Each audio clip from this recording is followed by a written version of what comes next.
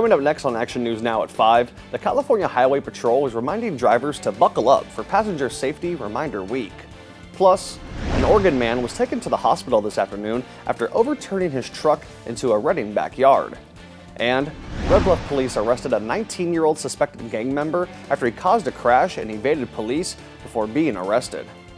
Covering Northern California.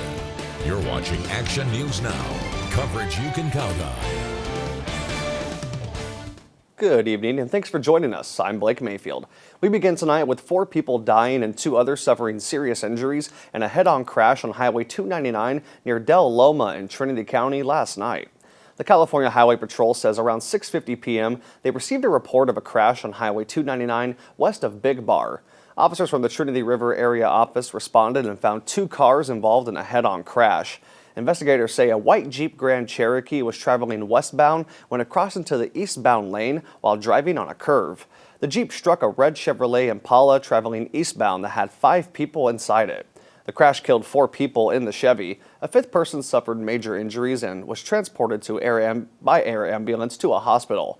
The driver of the Jeep also suffered serious injuries. Investigators are evaluating alcohol as a possible factor in the crash. Redding police arrested a man for driving under the influence after he ran a red light and overturned his truck into a backyard this afternoon. Take a look at this incredible video here from a neighbor's camera. Officers say the crash occurred near Rancho Road and Shasta View Drive around 1:36 p.m. Officers arrived to find a black 1999 Ford pickup overturned in the backyard of a home after crashing through a brick wall. The truck was leaking fuel as a result of the crash, with the driver trapped inside. The Redding Fire Department responded and used special rescue equipment to extricate the driver, identified as 46-year-old Oregon man Austin Garner. He was taken to Mercy Medical Center for medical treatment. Redding PD says alcohol was a contributing factor in the crash. Police say Garner is being charged with driving under the influence, with the case being forwarded to the Shasta County DA's office. The Red Bluff Police Department arrested a 19-year-old man last night after they say he ran a red light before hitting a vehicle in the intersection. Police say one of their officers attempted a traffic stop on a car that he knew was affiliated with the Sureno gang in Red Bluff. They say after the officer hit his lights, the man fled in his car, beginning a pursuit. As the suspect drove through the intersection of Luther Road and South Jackson, the car ran a red light and hit another car in the intersection. The suspect then continued north on South Jackson Street and became disabled from the crash. The driver, identified as 19-year-old Luis Maldonado, then fled on foot. The officer, along with his canine, were able to apprehend Louis and place him under arrest. During the investigation, it was determined that Louis was also intoxicated and had thrown a stolen gun from the car when he fled on foot. The victim in the crash sustained minor to moderate injuries, with the passenger and the suspect vehicle also having minor to moderate injuries.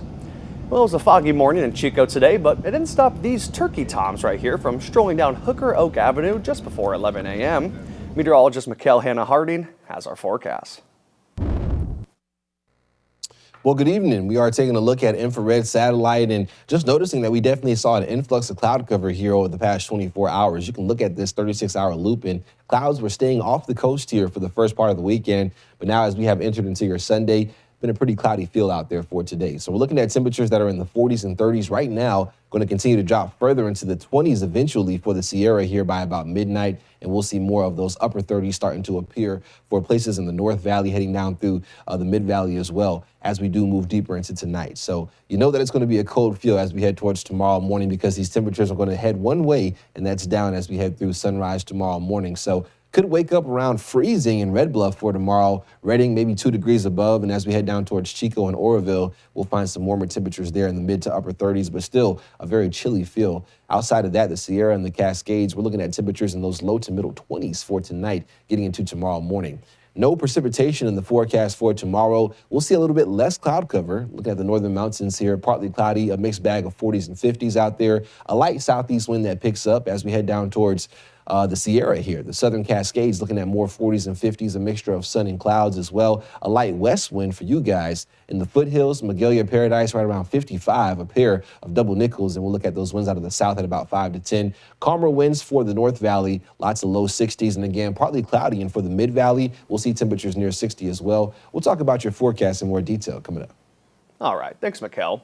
Chico police arrested a man yesterday around 3:30 p.m. for throwing rocks at downtown businesses, swinging a stick at customers, and resisting a peace officer. Chico police say when they made contact with 42-year-old Jeffrey Stephen Davis, he was holding the stick. Davis initially spoke with officers but failed to comply with directions that police gave him.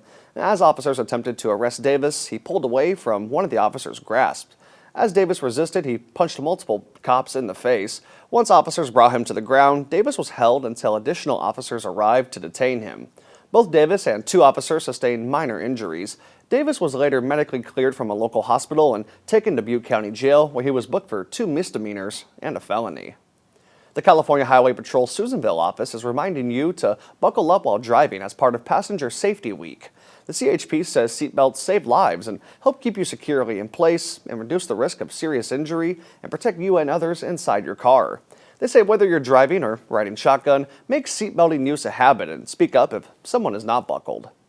The Shasta Trinity National Forest is planning prescribed burns this week.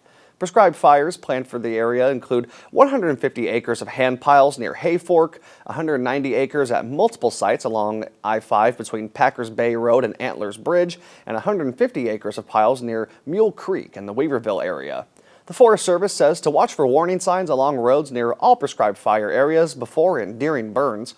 For more detailed information about air quality, be sure to go to Air Now online or download their app.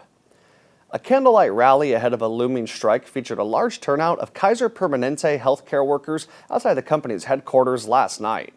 Roughly 31,000 frontline nurses and healthcare professionals are set to walk off the job tomorrow morning at Kaiser Permanente locations across both California and Hawaii. The union representing the workers say unsafe staffing levels, providing timely access to care, and not paying fair wages to healthcare workers were putting their patients at risk. Kaiser Permanente says it's been bargaining with Alliance of Healthcare Unions for more than 7 months now, which is the longest in national bargaining history, and they want to reach an agreement on a new set of national and local contracts.